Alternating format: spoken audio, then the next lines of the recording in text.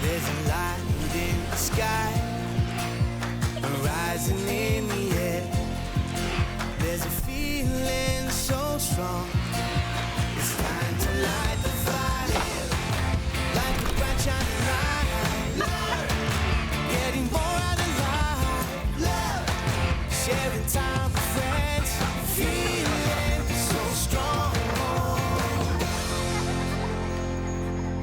Hello, welcome to the final House of Wellness for the year, and joining me for the last time in 2021 is Joe Stanley. Welcome, Joe. Das, as always, a joy to be here with you. And this time I've brought along a few extra people you might recognise. We've got Hinesy, GQ, Sarah Davison, Zoe Bingley-Pullen. It is an absolute joy to have everyone here, which is what Christmas is all about. Hang on, can I just say it is actually Christmas? I feel like we skipped a year or probably two.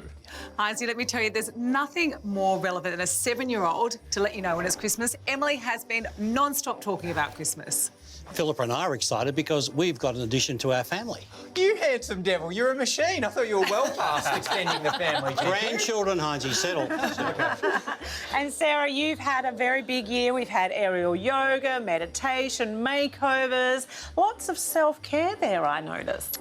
Love a bit of me time, Joe. That is true, which is why I'm looking forward to Gerald sprinkling some of his wisdom about beating stress a bit later over what can be a pretty hectic time of year. That's right, Sarah. But first, let's get to the interesting stuff around Christmas, which is food. Now, Joe, on the Christmas table, interested, are you the traditional sort of turkey ham? We know you had the vegan week going back. Vegan. It's really. We'll put that to bed for the year. How are you, a prawn and crayfish on your table? We've got it all. We have turkey, we have cray, we have prawns, we have... Basically, if it's edible, we'll have it. That's the way we go. What about you, Gerald? I'm with you, Joe. We're traditional turkey, ham carved off the bone, all the trimmings. That's the way to go. I don't care what's on the table as long as it's paired with crispy roast potatoes each and every time. Yum. Bit of a mixed bag there, Zoe, but you are a resident nutritionist and an internationally trained chef, so I'd be expecting something spectacular on your Christmas day. From your experience, how do you think we go as a nation in terms of what we eat for Christmas? You know, it's really interesting because we still do steer towards that processed type of food, but we are getting better. And I think it comes down to food curiosity. We have such a great multicultural spin on the way we like to look at food, but produce, oh my God, we are spoilt for choice when it comes to produce. So my tip is keep it colourful, keep it delectable, but try new things. But do bear not to eat too much. That's kind of the key for Christmas, isn't it? A little bit of health in mind as well. Well, one man who's been putting the Aussie diet under the microscope is British doctor and TV presenter Michael Mosley. He lost his father to type 2 diabetes and famously reversed the condition in himself by overhauling his diet. And Joe, you're a big fan of Michael's work. I am a massive fan of Michael's work because he introduced me to the 5-2 diet. He actually designed that diet, which is the fasting, 2 days, 5 days eating, sort of, you know, a reasonable diet, and that changed my life. So I'm a huge fan of his. Zoe? He makes health seem achievable. He always says the reality of your life comes out in your pathology, which says it all about how we live. Well, I devour his books. I recommend his diet advice to pretty much anyone who will listen, and I've been glued to his latest TV series, Australia's Health Revolution. In it, he's helping a group of Aussies look at their own waistlines with a focus on type 2 diabetes. And I recently had the pleasure of catching up with the wonderful Michael Mosley once again. In your latest series, you say that Australians are known for being fit and healthy, but that's not necessarily the case. What do you mean by that? Well, I'm afraid to say that Australians do enjoy an outdoor life, but at the same time, you have kind of let yourselves go a bit as a country, and you actually rank, I think, 5th in the obesity stakes amongst the developed countries. So I'm afraid there's a lot of expanding waistlines out there in Australia. And the result is that you have quite high rates of things related to carrying a bit too much weight around the waist, including type 2 diabetes. So what are the statistics for type 2 diabetes in Australia? Well, there are at least 1 million Australians who have type 2 diabetes and probably another 500,000 or so who have it but don't know they had it because they haven't been diagnosed yet. And then there are an even larger number who have what's called pre-diabetes, which means your blood sugars are raised but not yet in the diabetic range. and some estimates put that at around 1 in 5 of the adult population, and it goes up as you get older. And unless you do something about it, then there is a significant risk that you'll go on to develop type 2 diabetes. Were you surprised by those findings? I was aware that Australia was up there, but I didn't know the exact statistics, and I wasn't aware how fast it was growing. And it was certainly an eye-opener when I was spending time, for example, with an Australian surgeon who was amputating limbs in Perth because of type 2 diabetes. And he says that's kind of what he does most of the time now. So in your series, you go out and about in the population and you meet people who already have type 2 diabetes and you try to help them. Firstly, how did they get to this state? What caused their type 2 diabetes? Each person has a different story to tell, but essentially it boils down to, over the years, a bit too much kind of junk food, a bit sedentary, piling on the kilos, and it's a scary statistic that between the age of about 25 and 55, the average Aussie puts on about half a kilo a year. So what did you do to help these people that you met? Essentially, we put them through all sorts of tests and also this thing which measures your what's called your visceral fat, your gut fat, just to kind of show them where they were. And then I put them, and indeed I put myself, because as part of this series, I actually went on an Australian junk food diet, put on 3 kilos, and my blood sugars shot right up, my blood pressure shot right up. So I joined them in the diet, which is essentially a low-calorie, low-carb diet. It's based on a program I developed called the Fast 800, which had been very effective. And essentially, you're cutting down the carbs, you're cutting down the calories. In that case, they didn't go all the way down to 800 calories. But I was aiming for rapid weight loss for this lot because that's been shown to be one of the most effective ways to put type 2 diabetes in remission as well as to lose weight. It is shocking to me to hear that so many people don't know that they might have type 2 diabetes. What would be the signs that perhaps I am someone who has type 2 diabetes and I should get it checked out? So the first thing really is family history. Do you have a family history of it? Age, waist size, but in terms of symptoms, they can be very non-specific. It's things like being thirsty, tired all the time, you have wounds that won't heal, maybe you have to go to the loo a lot, and then you may start losing sensation. That means that things are becoming a bit serious because one of the serious signs is that your nerves are being destroyed, and that's why you're losing sensation in your feet and your fingers. The reason that the wounds aren't healing is because the blood vessels which supply blood to the periphery are getting plugged up, and that means that you're greatly increased risk of amputation. So they tend to be quite non-specific until something super aggressive happens, like you start to discover your vision is blurry, you go to the opticians and they test you and they say, look, I'm afraid there's significant problems with your eyesight. So, and with pre-diabetes, there really are no symptoms at all. Now, you know, I'm a huge fan of Dr. Michael Mosley. I love how he's on a mission to change our behaviour when it comes to food. But something that he said that was really supported also by another doctor that I got to interview recently on the House of Wellness Radio, which is Dr. James Mukey, former Australian of the Year. He's an extraordinary man, and he said to us that diabetes is a man-made disease that can be reversed with the right changes in your diet. And essentially, just staying off the sugary drinks is a really good start, as is the Mediterranean diet. Yeah, it can be really confusing for people out there. There's so many mixed messages, especially with fad diets coming and going. But if you can stick to that Mediterranean approach, nuts, seeds, olive oil, fatty fish, green leafy veg, you're going to be really good to go. Well, we have talked about food as medicine a lot in the House of Wellness, so appreciate that. As always, Hines. Well, Joe, I think your Christmases really have come at once catching up with Michael Mosley. We know you are a huge fan, and let's keep the doctors coming as Dr. Nick Carr dissects the humble Christmas pudding. That's next on the House of Wellness.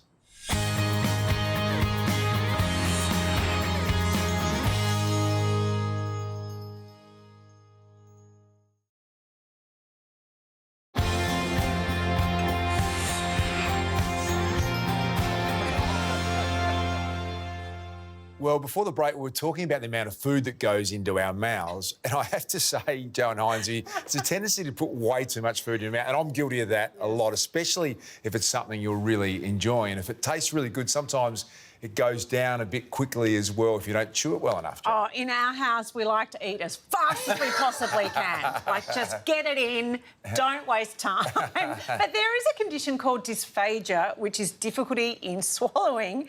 Fair to say we don't have that in our house. And while it can be chronic for some people, but treatable, for most of us, it's when you eat too fast or don't chew your food properly, so it goes down in a big lump. And you know when you get that feeling and you can feel it going down your chest? Oh, it's the worst. I reckon it should be called your eyes are bigger than your stomach. You just got to slow down. And what's that saying? You got to chew your food 32 times? Oh, that's boring. Yeah, I mean... Take too long. Too long for 32 times. But while we're on food, which seems it's the theme for today, Hinesy, one essential item on our menu every Christmas year, no negotiation, is Christmas pudding. So is it possible to have a healthy Christmas pudding? I mean, you could if you wanted to, but I mean, it's Christmas. Why would you bother? You got to enjoy yourself once in a while. My favourite food, literally in the world growing up, was Nana Darcy's legendary Christmas pudding. She lived to the age of 95, and we're like, we have to capture that recipe.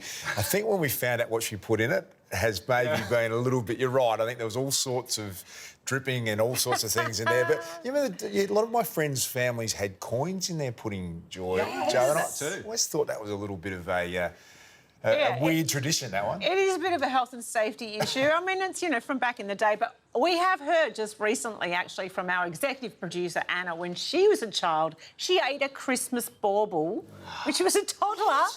So her mum, of course, had to sift through her poo to piece it back together to make sure it all came out the other end. Now, that is not a good Christmas. Well, and on that note, it's over to Dr Nick Carr with his Christmas wrap on what goes down must come out.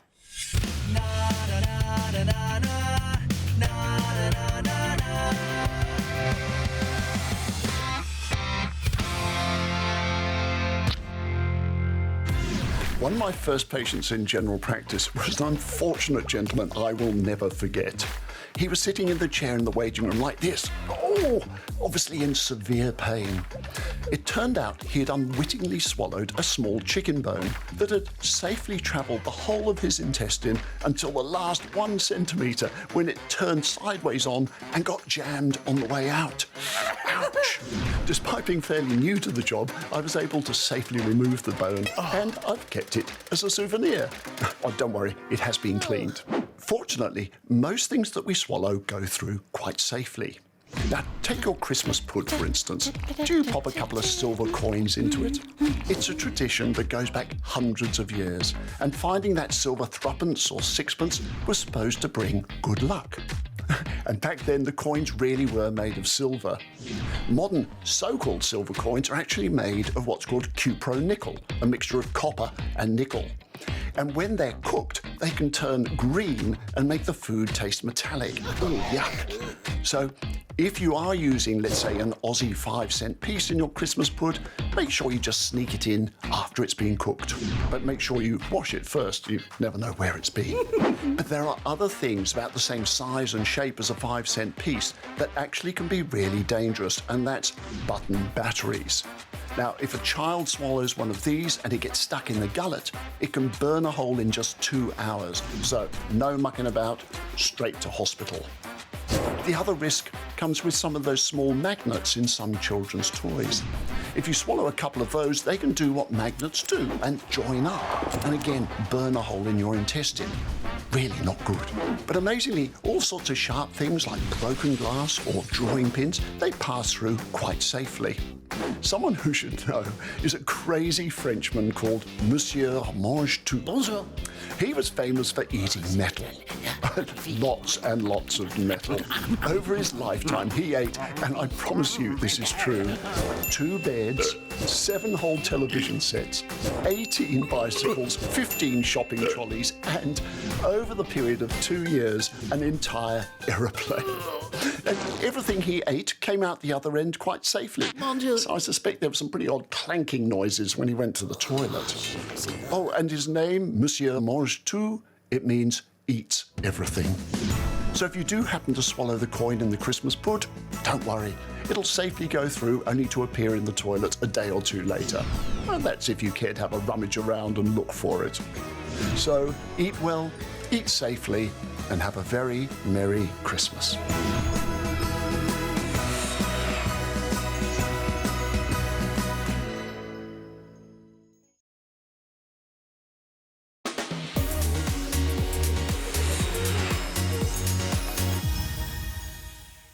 Welcome back to the House of Wellness Kitchen and to one of my all-time favourite kitchen companions, Ross Andrew Arthur. Thank you, mate, for having me back in the kitchen. Can you believe it? We've made it to Christmas. I know, how good. I'm so excited. And what I love is that on every continent around the world, no matter the culture or religion, food is a major part of celebration. Now, here in Australia, I can guarantee that across tables at this time of year, we are going to see some mixed berry pavlovas just like the one I'm whipping up today. Pavlova, to me, epitomises the festive season, and if it's not on the Christmas menu, something is seriously up. But, like many of us, Christmas is a time for overindulging. Sweets, alcohol, rich meats. Oh, I'm full thinking about it. I tell you what, I'm full, but also salivating. Now, it's so important that we don't punish ourselves for indulging in these types of foods from time to time. But knowledge is power, especially when it comes to looking after our largest solid organ in our body, the liver. It's probably the most impacted organ during the Christmas period because the liver is responsible for our metabolic processes. This includes producing bile, which helps break down fats, carbs, digest food and absorbs nutrients. And when you overeat and drink to excess, it can be problematic for the liver and the digestive system, causing such discomforts as indigestion, bloating and constipation. But that's why we have milk thistle, which has been used in traditional Western herbal medicine for over 2,000 years.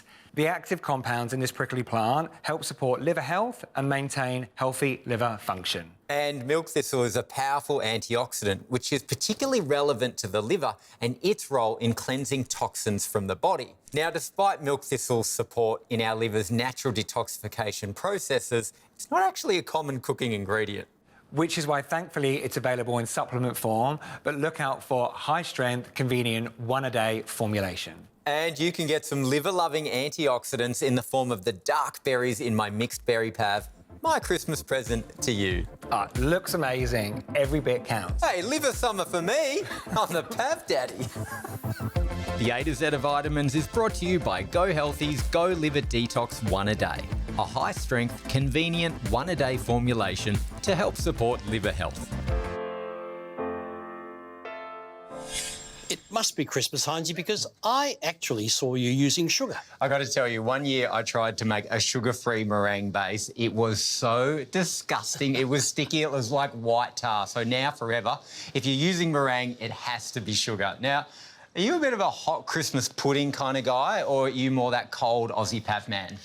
Aged plum pudding, homemade, brandy sauce, thickened cream, ice cream. That's all. It's never a simple answer, is it, Cheeky? You've got to be elaborate. You've got your hand all sticky in all the different pots. You are a bit of a saucy man. Well, no, I delegate that. Actually, I'm on the receiving end, Heinzie. I have to worry about it. Don't give? No. Oh, OK. Just a receiver. Oh, wow. So, Darcy, do you go out for a nice long walk on Boxing Day to work off the turkey, or are you on the couch watching the test? Probably the latter, I would have thought. I don't go for a run, Joe, post-footy. I'm not a runner, but I found out in our lunch break that you run a marathon because you told me. Congratulations. I didn't know you had a marathon. Like 10 years ago. You're pretty proud of yourself. I did slide that into the conversation, which I do every chance I can get. I did run a marathon 10 years ago. Great achievement. Well, one Sydney sider who's taking things not just one step, but an infinite amount of steps further is Tom Petruni. The Manly dad and surfer is a keen environmentalist, Joe, who wants to create a better world for his young son. In a bid to clean up the ocean and to kickstart more conversations about the future of our planet, Tom is lacing up his trainers and embarking on a marathon run to raise funds and awareness. His goal isn't a small one either. It is literally to run forever. No better feeling I get running than running at a comfortable pace and feeling like I can just go literally forever. So I came up with the idea to raise some money for two critical Australian environmental groups that are doing amazing work for the future of our planet. And I thought, why not go out and run forever and see if people will back the project financially, businesses and the public, see if we can get $500,000 together.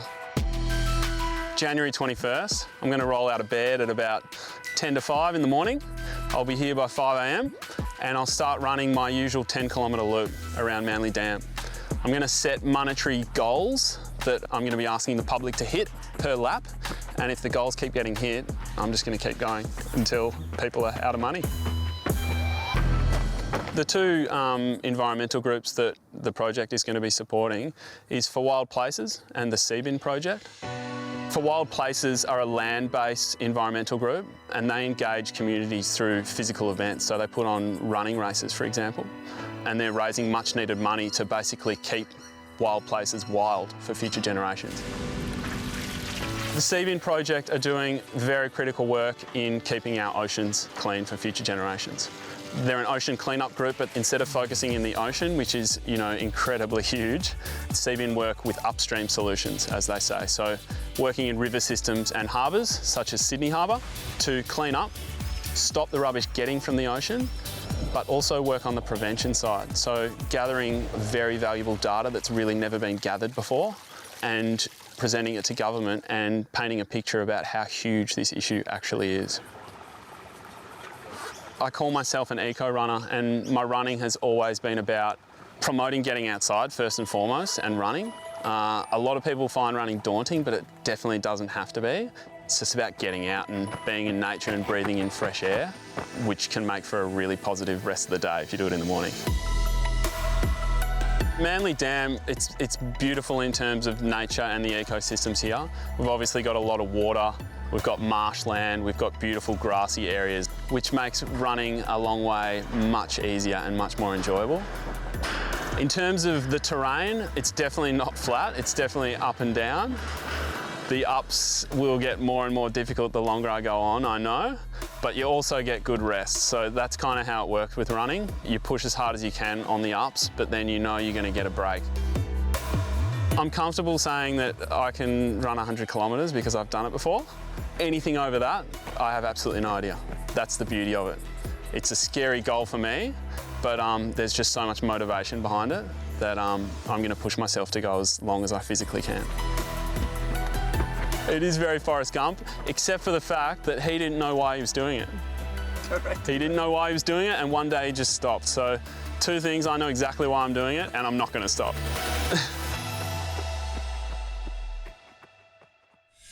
Well, as you just heard, Tom's Run Forever fundraiser kicks off at 5 a.m. on the 21st of January. He has a donation target for every 10-kilometre lap that he completes.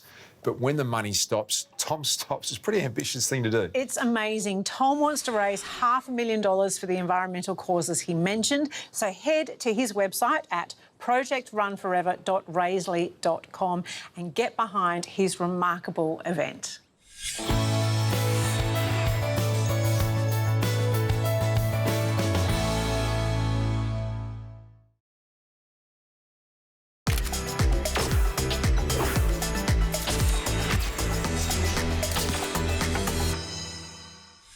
Now, if there's one thing I love about skincare, Sarah, it's the science that goes behind it. I can be a little bit of a geek when it comes to the ingredients in skincare, and I think if you've got research over that amount of years, then it's going to work, plain and simple, right? Absolutely, Jade. We don't need to overcomplicate things with buzzwords and jargon. And I mean, it's coming up to the festive season. I don't have time to worry about unpronounceable ingredients. We don't, and Christmas may have come early with the Lucent anti-aging skincare range. What I really love about the brand and its ethos is basically it's made for Australians by Australians in Australia. Aussie, Aussie, Aussie, oi, oi, oi. No, no, no. I've said it a million times, but I'll say it again. It's so important to look after your skin as we age, not only for ourselves, but to educate our children, our friends. Even if there's someone older, it's never too late. And I think it's with you forever. And you ultimately will feel your best when your skin is looking its best. When it comes to skincare simplicity, it doesn't get much better than having a day moisturiser and a separate night moisturiser. It's clear and easy to follow. Correct. And it's really important to have a separate nighttime and day moisturiser because your skin is doing different things at different times of the day. However, there's one thing that's really important and a key ingredient that is in both of these day and night moisturisers, and that is AHAs. Alpha hydroxy acid, or AHAs, work as an exfoliant in removing the skin's uppermost layer and help in increasing the skin's firmness the texture of the skin and elasticity. I think I'm having an aha moment. We all are having aha moments. And not only does it do all that, but it helps moisturise and reduce the appearance of any fine lines and wrinkles. It's going on so smoothly, but I can also feel it working. There's a bit of a tingle as it goes onto my skin. Yes, and that's the magic of the AHAs. They are working, and it's really important to slowly build up your barrier and your level of which AHA percentage you use. So the Elucent Day Moisturiser I love. Not only does it have the AHAs and all the anti-aging ingredients, but it has SPF 30, which obviously in Australia, making an Australian product, that's a no-brainer. It also has niacinamide, which is vitamin B3, and vitamin E, which helps improve hydration and tone. And with the night cream, it also has the vitamin B3 and vitamin E. But instead of having the SPF, which we don't need at night, it has the vitamin C, which helps replenish tired skin. I am so ready to fight those signs of ageing, Jade. I feel like age is just as old as you feel. And I feel inside about 80. However, I've always invested in skincare that's backed by science. So hopefully I only look 25. I feel like we just celebrated your 21st. We did.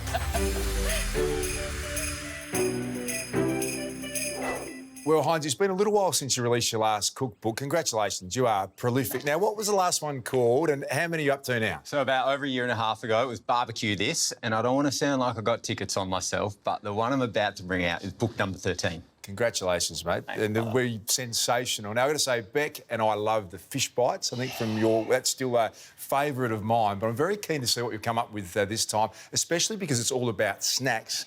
Now, for me, I have a real problem with hot chips. I still can't stop eating hot chips when they're around. Hines, you might need your help. Now, you're not alone. A lot of my followers are like, mate, we love your healthy versions of sweet treats, so I'm leaning into it. The tribe has spoken, and I'm creating a book all about snacks. But this time, guilt-free snacks. We're actually a nation of snackers. Something like allures us to it. You know, it's like the packaging, the processing, the sweetness, the saltiness. Very, very addictive stuff. Well, I'm not in a real hurry to give up my passion for hot chips, but I'm not alone, apparently. 9 out of 10 Aussies eat packaged snack food each week. Well, mate, hand on heart, I can assure you that you won't have to give up your crisps. Good. I've got 2 chip recipes in this book. People want quick, easy options when they're busy or tired or just want to curb the hunger, which is why I'm on a mission to make snacks accessible, tasty and 100% guilt-free.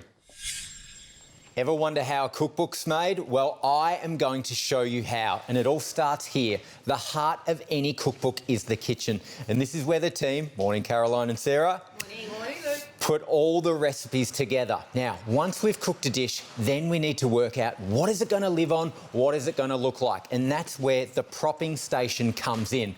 Right here, you'll see something that's very different to other books.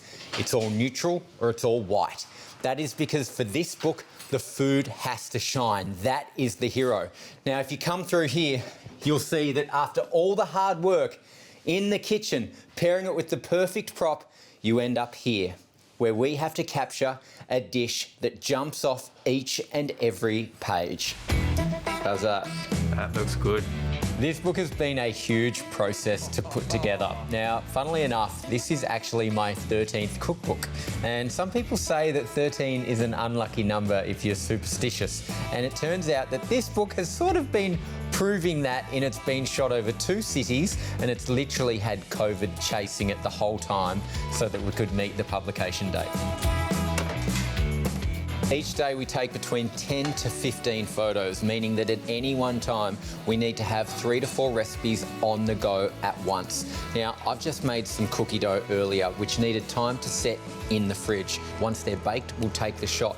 But in the meantime, we have to make sure that things are cooling down, things are heating up, things aren't overcooking. There is a lot to think about on a book shoot.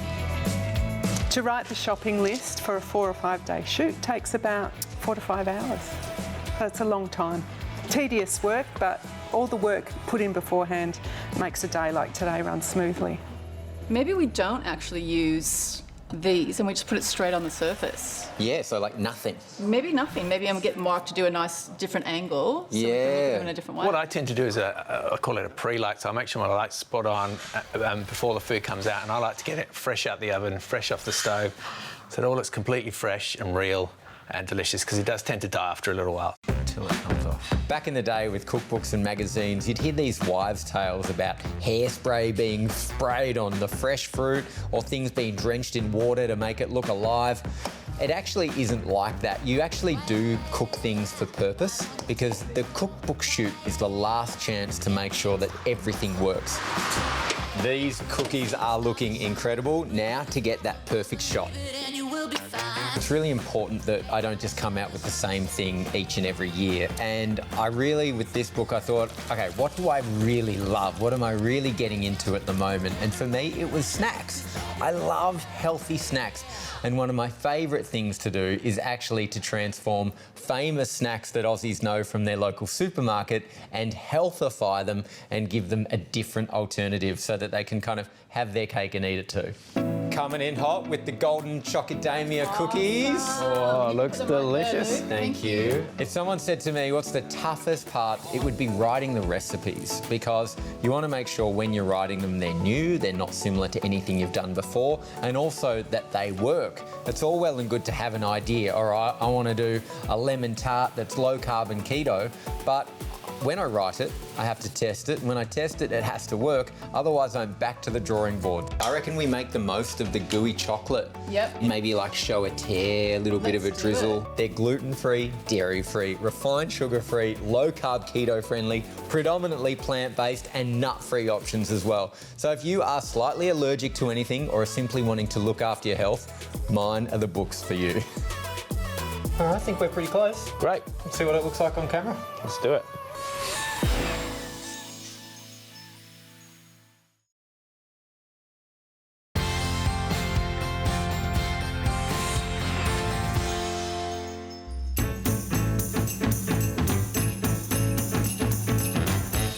So the sad news is that fruit tends to get a bit lost on Christmas Day. We use it to decorate our pavs, our cakes, or use it just as a side. But the good news is that today I'm here to turn fruit into the hero. This time of year, we're surrounded by luscious red fruit like your strawberries, raspberries, watermelon, pomegranates, grapes, not to mention your blueberries, your blackberries, your boysenberries, your gooseberries. But my favourite are the cherries. There are two main types, your sweet and your tart. And when you've tried one full of flavour, you're hooked for life. These guys might be small, but they're mighty powerful, packed full of goodness, vitamins, minerals, rich in potassium, essential for your nervous system, high in fibre, and loaded with antioxidants to help with inflammation. Some people swear that cherry juice even helps them sleep better. But most of all, they're delicious and look fantastic on a platter. I mean, they're the perfect edible Christmas decoration. The pomegranate looks a little like an apple. The actual Latin word for pomegranate is apple with many seeds. The juice, the pith, the seeds and the rind contains 3 times more antioxidants than green tea. Don't believe all you hear about seeding a pomegranate. Bashing it with a spoon just doesn't work. I cut them the old-fashioned way with a knife. Cut the crown very gently, not cutting through the actual seeds. Pop up the top, then carve the rind very gently. And then what you do, just tear it open like so. Turn it inside out and flick them into the plate. The more you do, the easier it gets. This is one of my family favourites for Christmas, watermelon salad. So most people like to cube their watermelon, but I like to slice it as I do my Christmas ham. Then I simply add my toppings. Sliced radishes, sliced cucumber, diced up feta, toasted pine nuts, which give the salad a bit of an added crunch, fresh parsley, and then for the piece of resistance is our pomegranate. Now look at that for beautiful colour. And splash on a vinaigrette dressing for a burst of flavour. And there you have it, your fresh watermelon salad. Rosemary Davola there making fruit look very desirable for the Christmas table. I'd never thought of slicing watermelon like ham before. Had you, Heinzie? Well, I'm going to start preparing pears like prosciutto, that's for sure, this Christmas. Now, GQ, you like red fruits. How were they? You love a bit of a strawberry dipped in chocolate in a bubble bath, yeah? Strawberry, Heinzie, cherries, anything that's red. But as you know, taste is as important as what's in fruit for me, Heinzie. And strawberries, cherries, anything that's red, very rich in antioxidants and plant compounds, which may have heart health benefits and blood sugar control benefits as well. They are powerful little berries. Sounds like I need to get onto them because I'm already feeling so overwhelmed with the crazy Christmas social schedule, not to mention the shopping, the travel plans, organising food and even getting around the place just to get it all done. It is such a hectic time of year. And all this increased pressure can lead to an inevitable fight or flight response that can actually be a positive, but this keeps us alert and motivated. But when stress levels are prolonged without relaxation or relief, it can become a vicious cycle. So, what things stress us the most at Christmas and how can we stay chill this summer? As always, GQ, we turn to you for the answers.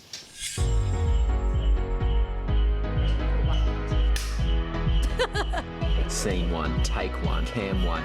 Brett, this is pretty heavy. Put your hand in there. That's not so hard to do. Ready, Pip? All right, let's do this. Stress for me is when I'm mentally, emotionally, and sometimes even physically completely overwhelmed. Look, I'll be honest. I say I don't get stressed, but Christmas Eve, name someone that doesn't, especially a mum or dad. I get stressed, but then I love that hustle. So maybe a little bit of stress, but I kind of feed on it and I get the adrenaline. I know Christmas can be a beautiful, joyous time, but for a lot of people it's expensive. There's a lot of pressures on us as well. It really does occupy a big part of your brain and body, so I think if you can really manage stress, then your energy levels will benefit enormously as a result.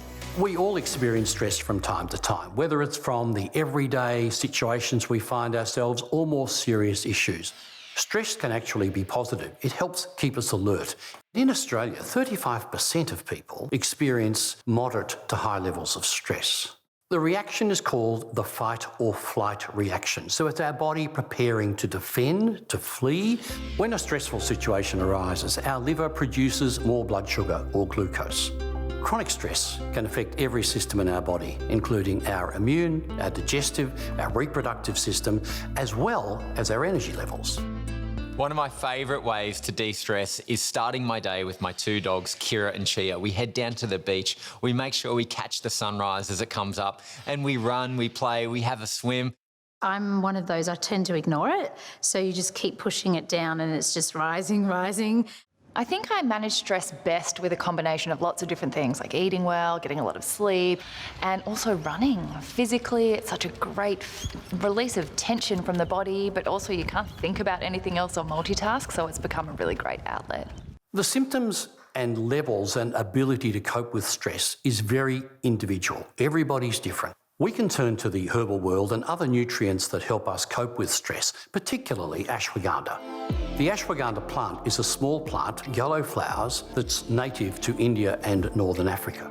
It's known really as the king of Ayurvedic herbs because it's been used for about 6,000 years. Ashwagandha is known as an adaptogen, and that means it helps us adapt to the challenges of stress as it arises. It brings other benefits as well. It helps our memory and mental recall. It may support healthy energy levels. Ashwagandha can be taken in supplement form. Keep an eye out for a high-potency formulation in a convenient once-a-day dose. What I love about ashwagandha is it can complete a full circle approach to managing your stress. So I'm reading that it contains vitamin B5, which supports energy levels, and that's something I also could use as much of as possible. At this time of the year, it's important to pace yourself. Settle back, pick the enjoyable things you want to do, and just make the most of the time of the year. Avoid the mother-in-law, avoid... Have your armoury, meditation, exercise, hanging out with awesome friends, reading, watching a movie, whatever it is that works for you. It doesn't matter what it is, as long as it works. Isn't that what we want at Christmas? Happy Luke? Or do we want feral Luke? No, we want happier Luke. We definitely want happier Luke. I don't even know what feral Luke is. Yes, I do. Do we cut there? I don't know.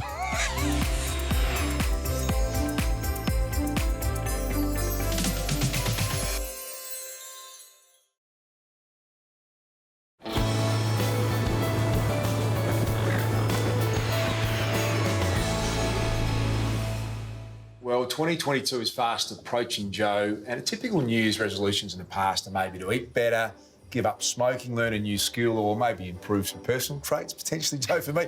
I'm very grateful for what I've got, but you can never have enough gratitude. I think over the last 12 months, that's going to be the resolution for me, Joe, to be more grateful than I've ever been before. Now, I want to start with you. Okay. What are you looking forward to next year, a New Year's resolution? I'm going to be non-negotiable about my exercise because it has really... I've let it slip this year, so it doesn't matter what's happening, I will train every day. That's my goal. I'm going to make sure that I get out in nature each and every day and not use rain or poor weather as an excuse because I know how much I benefit headspace-wise from getting outdoors, so that'll be me. I'm going to relearn to enjoy and re-engage with friends and family. Oh, I like that. I'm actually going back to study again. I'm a little bit nervous, but I'm going to give that 100% of a go and just really be excited about learning more. What are you going to study? I'm actually studying pharmacology, just enough, yeah. I'm very scared about all those terms. Look,